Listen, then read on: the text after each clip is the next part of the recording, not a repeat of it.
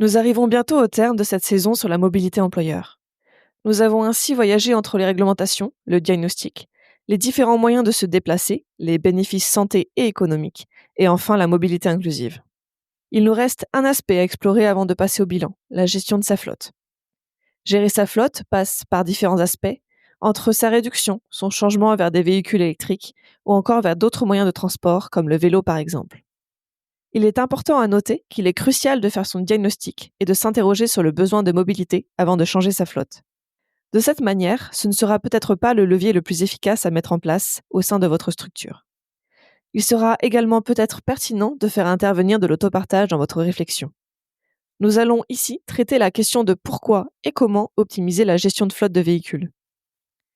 Pour étudier ce sujet en profondeur, j'accueille aujourd'hui Abdul Haïdara, expert carbone chez Axio, et Laurent Barbezieux, cofondateur d'Axio.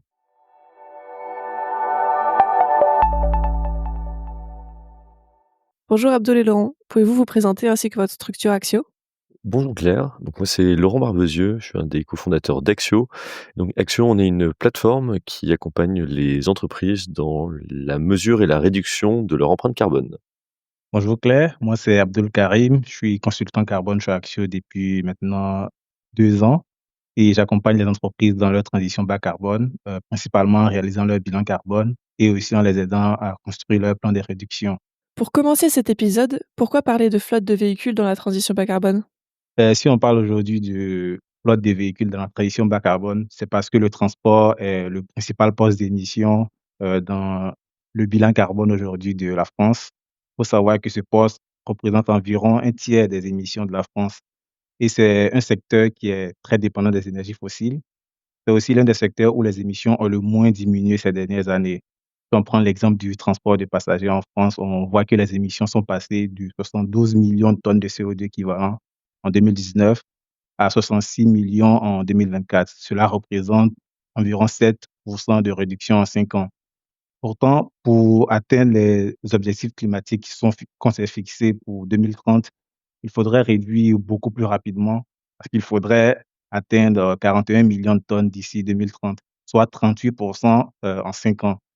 C'est donc un véritable enjeu d'accélération de la transition et agir sur la mobilité, en particulier si les flottes de véhicules est indispensable pour respecter cette trajectoire. Et au-delà de l'enjeu environnemental, c'est un levier économique et stratégique majeur pour les entreprises et les collectivités. Laurent, je te laisse peut-être la main pour dire quelques mots. Tout à fait. En fait, le secteur de l'automobile, on réalise peut-être pas, mais c'est vraiment un des secteurs industriels majeurs en France. Donc ça fait plus de 300 000 emplois directs sur la production automobile et ça fait 2 fois plus si on inclut les services associés comme les garages et les réparations. Et avec la bascule vers l'électrique, on a vraiment un changement de la valeur dans le secteur. Aujourd'hui, dans le prix d'achat d'une voiture électrique, 30 à 40% du prix de vente, c'est la batterie. Et aujourd'hui, en Europe, on a un vrai enjeu de souveraineté économique sur ce sujet, parce qu'aujourd'hui, on importe les batteries, on importe les métaux. On a un enjeu de relocalisation de la production de ces batteries, et après, on a un enjeu de les recycler et de les garder sur notre continent pour garder ces métaux, on va dire, chez nous et fonctionner un peu plus en cycle fermé. Donc c'est vraiment un enjeu économique majeur pour on va dire les 2 décennies qui restent à l'échelle de tout le continent. Et en fait, les entreprises et les collectivités, elles ont vraiment un enjeu clé pour arriver à faire cette bascule. On le sait peut-être pas, mais il y a 92% du parc automobile qui appartient à des particuliers. Donc ça veut dire qu'il y a juste 8% qui est à des entreprises. Mais la majorité des achats neufs sont faits par les entreprises. Et après, c'est les particuliers qui, globalement, achètent les véhicules d'occasion. Donc si on n'arrive pas à avoir cette bascule des flottes qui sont achetées neuves vers l'électrique dès maintenant, on va être bloqué dans quelques années parce les particuliers pourront pas acheter d'occasion des véhicules électriques. Donc, c'est une des raisons pour laquelle il y a une loi qui a été votée, donc la loi d'orientation des mobilités, donc la LOM, en 2019, qui a imposé, donc pour l'année dernière, un quota de 20% de véhicules électriques aux entreprises quand on a des flottes de plus de 100 véhicules. Donc on a pas mal de retard sur le sujet, on vient tout juste d'atteindre ces 20%, mais les flottes étaient historiquement en retard sur les particuliers, ce qui est un peu paradoxal. Donc on a vraiment un enjeu d'accélération de cette bascule, si on veut pas d'ici quelques années se retrouver bloqué avec un stock de véhicules thermiques qu'on pourra pas utiliser. Merci. Maintenant, quels sont les enjeux de la gestion de flotte ? Quand on parle de mobilité aujourd'hui, il est important de distinguer deux grandes réalités. le transport d'individus d'un côté et le transport de marchandises de l'autre. Ce sont 2 mondes différents avec leurs spécificités. D'un côté, on a les déplacements professionnels, on a le déplacement personnel, on a les déplacements quotidiens et de l'autre, on va retrouver la logistique, les livraisons, l'approvisionnement, par exemple, des entreprises. Et malgré ces différences, les enjeux sont clés, disons les enjeux climatiques sont les mêmes: réduire la dépendance aux énergies fossiles, optimiser les trajets, encourager des formes de mobilité moins émettrices. C'est pour ça qu'on a besoin aujourd'hui d'une approche systématique, disons systémique, qui consiste à éviter surtout de penser ces 2 réalités en silo et au contraire, trouver des solutions complémentaires. Par exemple, développer des plateformes d'autopartage peut bénéficier à la fois aux salariés pour leur trajet et aux flux de logistique pour la livraison, par exemple, du dernier kilomètre. Finalement, que l'on soit une entreprise, un salarié ou un particulier, chacun peut jouer un rôle dans cette transition, dans le sens où c'est en pensant ensemble, ce système de mobilité que l'on réussira à construire des stratégies efficaces et durables. Et bien sûr, cette transformation ne dépend pas uniquement des acteurs privés, elle est aussi fortement poussée par le cadre réglementaire et les incitations politiques. Et qu'en penses-tu, Laurent? Effectivement, si on demande juste aux individus, aux entreprises, aux collectivités, de faire des efforts, mais qu'il y a pas un cadre réglementaire et des incitations et des pénalités, on va pas se mentir, on va pas être dans les temps. Donc ce qui est intéressant sur, ce secteur, c'est qu'on voit qu'il y a des réglementations qui sont un peu à tous les niveaux. Donc si on prend le niveau le plus large, donc au niveau européen, il y a une réglementation qui s'appelle CAF pour Car Average Fuel Efficiency, qui en fait donne des objectifs de réduction des émissions aux constructeurs. Donc ça s'exprime en grammes de CO2 par kilomètre pour les véhicules vendus. Donc en 2021, c'était 95 grammes de CO2. Pour 2025, c'est 75. Pour 2030, c'est 60 grammes. Donc on voit qu'on a une obligation pour les constructeurs de réduire les émissions des véhicules qu'ils vendent, sinon ils payent des pénalités. Ensuite, si on descend au niveau plus national, en France, on a la stratégie nationale bas carbone qui donne un objectif de décarbonation de 100% à 2050. Donc il y a très peu de secteurs, en fait, c'est le seul secteur où on a vraiment un objectif de décarbonation à 100%. Il y a plein d'autres secteurs où on pense qu'on aura des émissions incompressibles qu'il va falloir séquestrer pour atteindre la neutralité. Là, c'est le secteur où on se dit on a les technologies, on va y arriver. Et en face de ça, on va également mettre des incitations avec des systèmes de bonus-malus, par exemple, pour qu'on ait un intérêt économique à basculer. Donc ça, c'est décidé au niveau national. Et enfin, au niveau local, on a les fameuses ZFE, les zones à faible émission, qui en fait répondent à un double objet. Donc, il y a un objet environnemental, de réduire les émissions de gaz à effet de serre, mais il y a également un objectif de santé publique pour réduire les pollutions et les particules fines. Donc aujourd'hui, on en a 25, donc c'est des obligations pour toutes les agglomérations de plus de 150 000 habitants.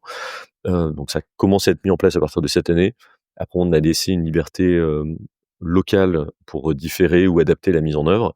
Il y a pas mal de débats en ce moment parce qu'effectivement, on se rend compte que les véhicules, ils ont une longue durée de vie, donc ça pose des vraies questions d'anticipation et d'accompagnement du changement, notamment pour les personnes qui n'ont pas forcément les moyens de réaliser cette transition. Et en fait, ce sujet des ZFE, en fait, il met en lumière un autre sujet très important sur la transition, qui est le coût de cette transition. Là, il y a un outil qui est intéressant à regarder, c'est ce qu'on appelle le coût total de possession, donc Total Cost of Ownership en anglais, donc le TCO. Qu'est-ce que ça veut dire? C'est en fait regarder le coût du véhicule sur l'ensemble de sa durée de vie et sur toutes ses phases. Donc ça va être la phase d'achat, la phase d'usage, ainsi que la maintenance, et après voir éventuellement les sujets de combien on peut gagner à la revente. Donc l'achat, c'est évidemment le véhicule, et on a vu à l'instant que la batterie a une part importante du coût, donc il y a un surcoût à l'achat pour les véhicules électriques. L'usage, en fait, d'un côté, soit on a de l'essence, soit on a de l'électricité, et là, il y a un fort avantage pour le passage à l'électrique, car l'électricité est peu chère et beaucoup moins taxée que l'essence. Et enfin, la maintenance, et c'est pas forcément connu, la maintenance des voitures électriques est beaucoup moins chère. En fait, il y a beaucoup moins de pièces mobiles, donc il y a moins de pannes, moins d'usure. Aujourd'hui, on a encore un coût total de possession qui est un peu plus élevé sur l'électrique. En gros, le prix des batteries baisse, mais ça reste encore une pénalité. C'est un peu technique à calculer, ça dépend. Est-ce que les gens, achètent, ou sont en leasing longue durée? À combien, ils empruntent? Est-ce qu'il y a des bonus-malus? Aujourd'hui, on a juste quelques milliers d'euros et on voit de surcoût sur l'ensemble de la durée de vie de 15 ans d'une voiture et on voit que ce surcoût a fortement baissé. Donc on a ici un levier, on va dire de politique publique et fiscale pour faire que la décision soit neutre pour les particuliers et neutre ou quasi neutre pour les flottes et les entreprises et les collectivités, pour que l'on puisse arriver à avoir le plus vite possible un maximum de véhicules électriques sur le marché. Merci. Quelles sont les stratégies à adopter pour optimiser sa flotte de véhicules? Pour optimiser une flotte de véhicules, aujourd'hui, la première stratégie est souvent de réduire le nombre de véhicules, tout simplement. Beaucoup d'entreprises constatent en analysant finement leurs usages qu'une partie de leur flotte est sous-utilisée. Pour y répondre, une solution clé est la mutualisation des véhicules, entre plusieurs utilisateurs ou services, par exemple. C'est là qu'est intervenir typiquement, l'autopartage qui va permettre, en fait, au lieu d'avoir un véhicule attitré à une personne, de mettre à disposition une flotte partagée qui sera accessible selon les besoins. Et selon les enquêtes de l'ADEME, cette mise en place, d'un système d'autopartage pourrait permettre de réduire jusqu'à 30 la taille, d'une flotte, tout en garantissant la même qualité, on va dire, de service pour les utilisateurs. Cela suppose évidemment une gestion durable également, des trajets. Donc il faut anticiper, les pics d'utilisation. Il faut aussi planifier ces réservations-là et adapter le parc en fonction des vrais besoins, quotidiens. Et bien sûr, optimiser la flotte ne passe pas seulement par la quantité ou l'organisation. Le choix des motorisations joue aussi un rôle clé dans la réduction des émissions. Laurent, je te laisse peut-être nous éclairer sur ce point. Ouais, tout à fait. Donc on voit qu'on a un vrai sujet de changement de technologie, mais pas que. Il faut à la fois poser la question du mode de propulsion et de la taille des véhicules. Donc il y a peut-être, 2 fausses pistes qu'on va évacuer. Il y a une première fausse piste malheureusement qui est sur, l'hydrogène parce qu'on n'a pas encore de visibilité sur les infrastructures, et que c'est encore, trop cher. Donc, potentiellement c'est une technologie qui va être battue par l'électrique. Et il y a une deuxième fausse piste au final qui est, l'hybride rechargeable, donc le fait d'avoir un véhicule avec du thermique et de l'électrique. En pratique, les retours, d'expérience, c'est que il n'y a pas tant de réduction d'émissions car on a une batterie, qui alourdit le véhicule, qui est pas si souvent rechargée. Donc on voit qu'en pratique, autant essayer de basculer directement à 100 vers l'électrique et là-dessus, on a 2 leviers: réduire la taille des véhicules et passer à l'électrique. Donc réduire la taille des véhicules, c'est plutôt se poser la question de, quelle est la taille la plus adaptée tant pour la logistique que pour des particuliers, pour le besoin et l'électrique, bon, ben, c'est ce qu'on a exposé à l'instant. Pour, indiquer à quel point on a ce levier massif, si on regarde sur toute la durée de vie, prenant en compte la fabrication des batteries et cetera, on émet 3 fois moins avec une citadine électrique fabriquée en France qu'avec une citadine thermique, donc réduction d'un facteur 3, incluant la fabrication du véhicule, c'est massif. C'est un facteur de 4,5 si on passe entre une citadine électrique et un SUV thermique. Donc on sait que les SUV ont pris des fortes une part de marché, et c'est pas forcément souhaitable d'un point de vue climatique. Et pour revenir sur l'aspect, on va dire, souveraineté, on sous-estime à quel point la localisation a un impact environnemental, pardon. On a autant d'émissions entre un SUV thermique et un SUV fabriqué en Chine sur l'ensemble de la durée de vie, simplement parce que l'ensemble du process industriel et de fabrication de la batterie qui est très grosse pour un SUV, est globalement fait avec du charbon en Chine, pour schématiser. Donc on a basculer juste sur l'électrique sans se poser des questions de localisation et de taille de véhicule, ça peut être une fausse bonne idée. Donc c'est vraiment un point qu'il faut être capable d'anticiper. Et pour accompagner cette transition, les technologies pourraient jouer un rôle plus important dans la gestion des flottes. Aujourd'hui, la télématique embarquée, permettrait de collecter en temps réel des données sur l'utilisation des véhicules, typiquement les distances parcourues, les temps d'arrêt, le style de conduite. Et ces informations seront essentielles pour optimiser cette gestion de la flotte. On pourrait mieux planifier les trajets, réduire les consommations de carburant, même limiter l'usure, de ces véhicules-là. Certaines entreprises vont même plus loin, avec la maintenance prédictive parce que grâce aux données qu'elles ont collectées, elles peuvent anticiper les besoins d'entretien avant qu'une panne n'apparaisse. ce qui permet de réduire considérablement les coûts et améliorer également la durée de vie des véhicules. Finalement, en combinant technologie, optimisation des usages ou encore choix pertinent de motorisation, peut vraiment transformer une flotte de véhicules en un levier de performance écologique et économique pour une entreprise. Merci. Quels sont les éléments à avoir en tête avant de se lancer dans une démarche d'électrification? Effectivement, une démarche d'électrification, c'est un projet d'entreprise qui va engager dans la durée, donc il faut avoir une approche assez structurée. Un premier point, c'est avoir en tête les réglementations, actuelles et anticiper les réglementations à venir. Donc on a parlé des ZFE, on a parlé des réglementations sur, CAF, donc sur, quelles vont être les émissions par véhicule à la vente. Il y a également l'interdiction des ventes des véhicules thermiques qui est prévue en Europe en 2035. Donc il faut se projeter dans le temps long et se dire à quel rythme on y va en fonction des réglementations. Et ensuite, il faut penser aux aides et aux dispositifs. Oui, puisqu'il est important aussi avant de lancer une démarche d'électrification de sa flotte, il est important de connaître les aides et dispositifs de soutien qui existent aujourd'hui. En France, il existe plusieurs aides qui sont proposées en fait, pour faciliter l'achat de véhicules électriques ou hybrides rechargeables. Par exemple, on a le bonus écologique qui peut atteindre des milliers d'euros selon, bien sûr, le modèle et l'usage du véhicule. À cela va s'ajouter la prime disons la prime à la conversion, qui va encourager, au fait, le remplacement de vieux véhicules thermiques par des modèles beaucoup moins émetteurs. Et il va aussi exister des dispositifs pour l'installation de bornes de recharge, notamment pour les entreprises et la collectivité. Et bien s'informer sur ces mécanismes est essentiel car, ils peuvent considérablement réduire le coût global, on va dire, de la transition.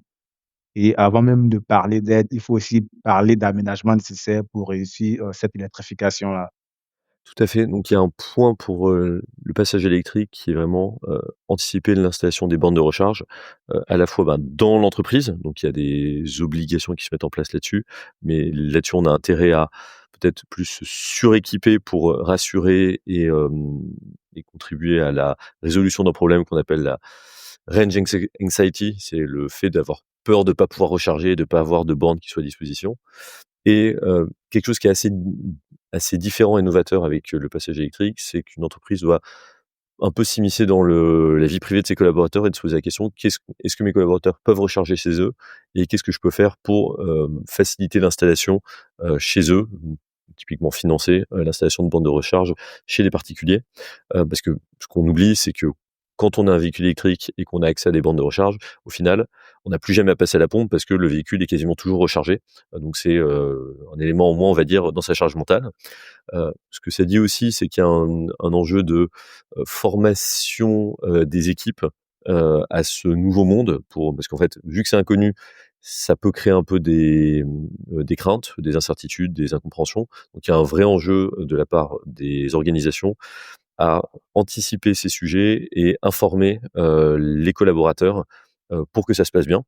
Et un dernier point, quand on parle d'aménagement, il y a des aménagements, on va dire, physiques, mais d'une certaine manière, il y a aussi un peu des aménagements à prévoir, plus en mode, hem, prioriser certaines personnes qu'on va basculer vers l'électrique et accepter que certaines qui sont des gros rouleurs dans des zones où c'est pas pratique, on accepte que ça soit, les derniers à faire la bascule parce que, ça sera juste beaucoup plus simple à gérer pour tout le monde. Et il y a un des points, qui est également, important dans une entreprise, c'est qu'on a, des personnes en charge des flottes de véhicules dont le métier et l'identité étaient autour des véhicules thermiques et qui maintenant, doivent passer vers de l'électrique. Donc ces sujets d'entretien de flotte, et de qui s'en occupe, c'est également un vrai sujet pour arriver à faire cette bascule. Oui, c'est vrai qu'au-delà des aspects réglementaires et techniques, il y a aussi, cette gestion quotidienne de cette nouvelle flotte qu'il va falloir anticiper. Parce que passer à l'électrique, c'est aussi repenser cette maintenance. Même si les véhicules électriques nécessitent globalement moins d'entretien qu'un véhicule thermique, on a moins de pièces d'usure, pas de vidange moteur, par exemple. Il est indispensable quand même d'avoir, un responsable qui serait dédié, dans l'organisation parce que cette personne devra suivre l'état de la flotte, donc organiser tout ce qui est opération de maintenance préventive, mais s'assurer également du bon fonctionnement des infrastructures de recharge. Et il devra accompagner les utilisateurs sur les nouveaux réflexes, on va dire, à adopter. C'est un rôle qui reste clé pour assurer la pérennité et l'efficacité surtout de la transition vers l'électrique. Merci. En conclusion, quel serait l'élément à retenir?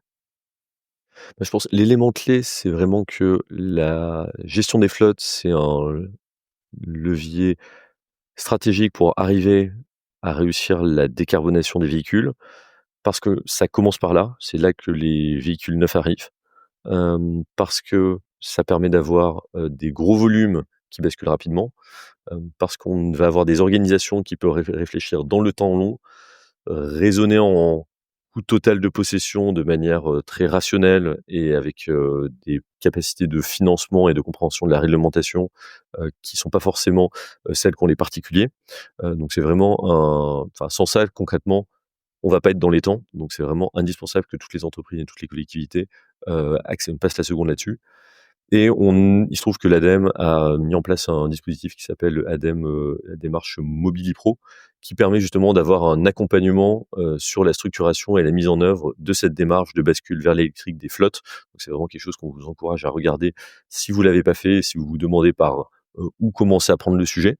Une autre manière de se lancer, mettre le pied à l'étrier, c'est de regarder ce qu'ont déjà fait d'autres organisations, pour s'inspirer de ce qu'ils ont fait. Ça sert à rien de réinventer la roue sur le sujet et vous n'êtes pas les premiers à vous poser la question.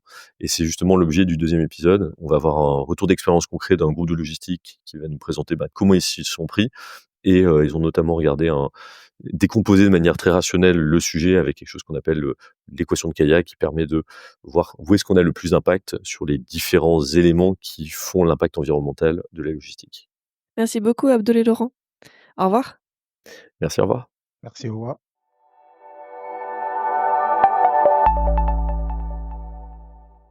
Merci beaucoup pour votre intervention et vos explications sur la gestion de sa flotte et l'autopartage. Nous nous retrouvons en deuxième partie pour un témoignage à deux voix entre Abdul Haïdar Adaxio et Solène Grignon, chef de projet RSE chez Petit Forestier Group, pour faire le parallèle entre les enjeux de flotte au niveau du transport d'individus et au niveau du transport de marchandises.